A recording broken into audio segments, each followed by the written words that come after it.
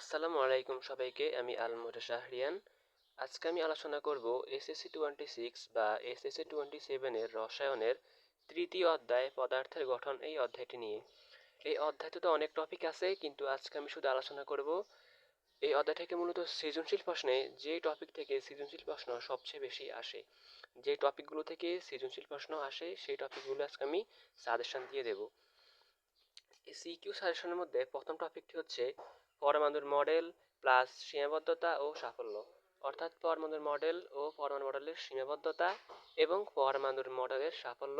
এইটা হচ্ছে একটা টপিক যেখান থেকে খুব বেশি সিকিউ আসতে দেখা যায়, যেটাকে 3 স্টার দেওয়া যায়। দ্বিতীয় টপিকটি হচ্ছে বোর মতবাদ সংক্রান্ত ম্যাথ। বোর মতবাদ সংক্রান্ত একটা ফর্মুলা আছে যেটা দিয়ে অনেক ম্যাথ করা যায়। দ্বিতীয়টা হচ্ছে এটা বোর মতবাদ সংক্রান্ত ম্যাথ, যেটাকে 3 স্টার দেওয়া যায়। তৃতীয়টি হচ্ছে আইসোটোপের ব্যবহার ও আইসোটোপের ক্ষতিকর দিক। আইসোটোপের ব্যবহার ও আইসোটোপের ক্ষতিকর দিক, যেটাকে 2 স্টার দেওয়া যায়। এটা থেকেও সৃজনশীল প্রশ্ন হয়। 4 নাম্বারটি হচ্ছে আইসোটোপের শতকরা পরিমাণ সংক্রান্ত অঙ্ক ও পরমাণুর গড় আপেক্ষিক পারমাণবিক ভর সংক্রান্ত অঙ্ক, অর্থাৎ আইসোটোপের শতকরা পরিমাণ নির্ণয়, পরমাণুর গড় আপেক্ষিক পারমাণবিক ভর নির্ণয় এই সংক্রান্ত ম্যাথ। এটাকে 5 স্টার দেওয়া যায়, যেটা সৃজনশীলে খুব বেশি আসতে দেখা যায়। 5 নাম্বারটি হচ্ছে ইলেকট্রন বিন্যাসের বিভিন্ন নীতি এবং ইলেকট্রন বিন্যাসের ব্যতিক্রম নিয়ম, যেটাকে 2 স্টার দেওয়া যায়। তাহলে এই 5টা টপিক পড়লেই সৃজনশীলের ঘ জন্য পুরো কাভার হয়ে যাবে, আর বাকি টপিকগুলো হচ্ছে এমসিকিউ ক খ এগুলোর জন্য। তাহলে সৃজনশীলের গর জন্য এই মূলত প্রথম চারটা টপিক পড়লেই হয়ে যায়। তারপরে যদি 5টা পড়া যায় তাহলে তো পুরোই হয়ে যাবে। আজকে আমি 2 নাম্বার টপিকটি নিয়ে একটু আলোচনা করব।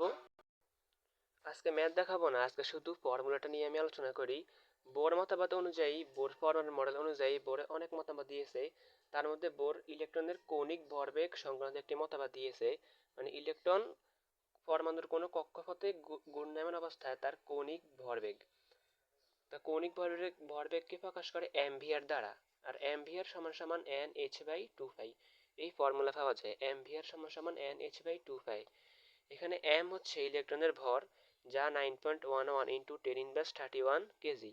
আর এন হচ্ছে কক্ষপথ সংখ্যা, ইলেকট্রন যদি প্রথম কক্ষপথে ঘুরে তাহলে 1, দ্বিতীয় কক্ষপথে ঘুরলে 2, এভাবে এন 1 2 3 এভাবে হতে পারে। এস হচ্ছে প্লাঙ্কের ধ্রুবক, যার মান 6.626 ইন্টু 10⁻34 জুল সেকেন্ড। পাই হচ্ছে 3.1416। ভি হচ্ছে ইলেকট্রন যে কক্ষপথে ঘুরবে সেই কক্ষপথে ইলেকট্রনের বেগ, আর হচ্ছে যে কক্ষপথে ইলেকট্রন ঘুরবে সেই কক্ষপথের ব্যাসার্ধ। পরীক্ষাতে মূলত ইলেকট্রন বেগ বা ইলেকট্রন যে কক্ষপথে ঘুরবে ওই কক্ষপথের ব্যাসার্ধটি বের করতে পারে। তখন আমরা এই ফর্মুলা ইউজ করে এটা খুব ইজিলি বের করতে পারি। আবার কখনো কখনো অন্য ভ্যালুগুলো দিয়ে ইলেকট্রন কোন কক্ষপথে ঘুরবে সে কক্ষপথটাই বের করতে পারলো, যে ইলেকট্রন কততম কক্ষপথে ঘুরবে, তখন আমাদেরকে এই ফর্মুলা ইউজ করে এন এর মান বের করতে হয়। তো আজকে এই পর্যন্তই রাখবো। আমি পরের ভিডিওতে ইনশাল্লাহ এই ফর্মুলা সংক্রান্ত ম্যাথ দেখাবো, এবং সৃজনশীলে এটা সংক্রান্ত কিরকম ম্যাথ আসে সেটাও আমি ইনশাল্লাহ দেখাবো। মোট কথা হচ্ছে এই 5টি টপিক পড়লেই সৃজনশীল ইনশাল্লাহ কমন আসবেই। এই 5টি পড়লেই এই অধ্যায় থেকে একটি সৃজনশীল ইনশাল্লাহ কমন আসবেই। তাহলে এই 5টি টপিক যদি কেউ পড়তে পারে, ভালো করে বুঝতে পারে, তাহলেই একটা সৃজনশীল এই অধ্যায় থেকে খুব ইজিলি অ্যান্সার করা যাবে।